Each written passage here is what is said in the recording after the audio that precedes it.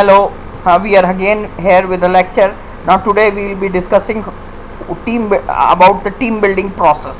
Now let's see what team building process is all about and how this team building process is so important in building the teams.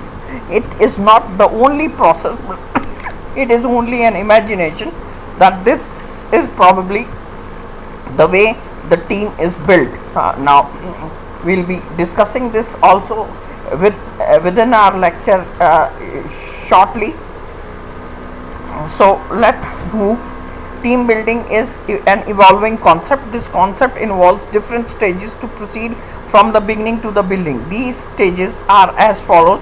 First is problem sensing and identification. Team building process starts with the problem sensing and identification. The two major issues involved in team building process are how to solve the problem and how to improve the team's effectiveness. The members of the team ponder over these issues. They concentrate on conscientious problem, they identify the problem and make every effort to solve it. Critical examination of the differences. Member of the team may have different backgrounds, they may belong to different cultures, their attitude towards work may vary, their perceptions may be different. That is why serious effort has to be made to reduce these individual differences through various training sessions. Team has to be cohesive in order to achieve the desired result. The effort has to be made to minimize the differences among the team members. This is the second. First we will be sensing and identifying the problem. Then we will be examining the differences and trying to remove the differences. Then feedback plays a very significant role in the team building process. It goes without saying that feedback provides the members a wonderful opportunity to introspect, evaluate, understand the problem. Now they understand each other, they also understand the problem. With the help of feedback also improves the method of working. It clarifies the perception about the problem also. Now after the feedback we have developing argumentative skills. We try to develop the argumentative skills so that a person can express himself in the team. This is considered to be an penultimate stage in team building process. Primary objective of this stage is to increase the ability among the members so that they may develop a constructive behavior. Now they should be persuaded to give up their negative behavior so that the objective is achieved without any obstruction. The development of argumentative skill is to increase their knowledge and power so that they can share the knowledge from one another and gain from the knowledge of one another. Now constructive behavior.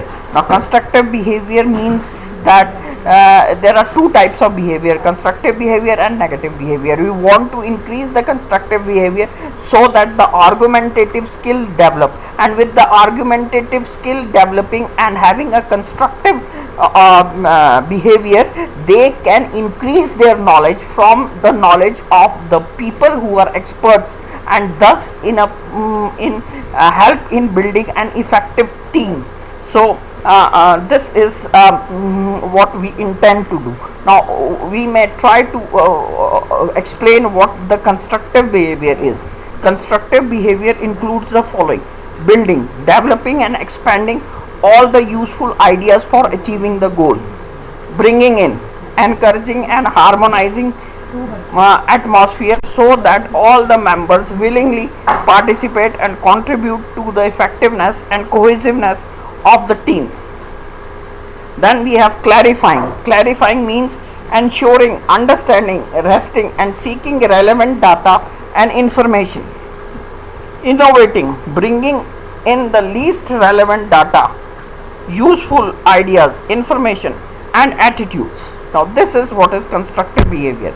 That means building. They will build new ideas and ask from one another. Bringing in, encouraging and harmonizing atmosphere so that members are willing to participate and contribute. Clarifying, ensuring if they have any problem, they openly, freely, with free mind clarify their doubts. Innovating, bringing in new ideas, new innovations.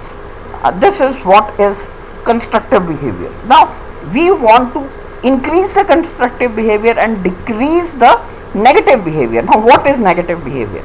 Over talking together with speaker, interrupting with the speaker, poking one's nose into another's affair. This all is called over talking. We want to remove this. Attacking, belittling others, criticizing others, that is again to be removed. And finally the negativism, that is cynicism,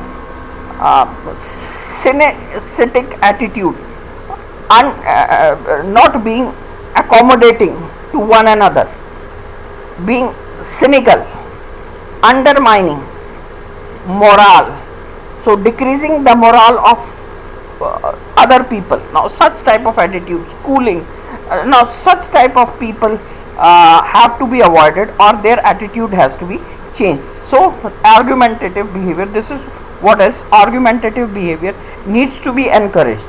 And in argumentative behavior we want to encourage the constructive behavior and decrease the negative behavior. Then the follow-up action, this is the final stage in team building. All this stage the complete team discusses all the aspects of the problem, they review their steps, they also discuss various methods how to overcome drawbacks involved in all the initial stages of team building. Positive outlook contributes to the team building process. As a result, the members of the team automatically develop a satisfactory division of responsibility, and they are given the task, each members according to his skills. They give up their personal prejudices and they all try to solve the problem which they are given as a perfect united team and achieve the synergy. Their objective is common and they work hard to achieve that objective and are successful. This is how a team is built. This is the team building process. Thank you very much. We'll be back with another lecture. Thank you for now. Cheerio.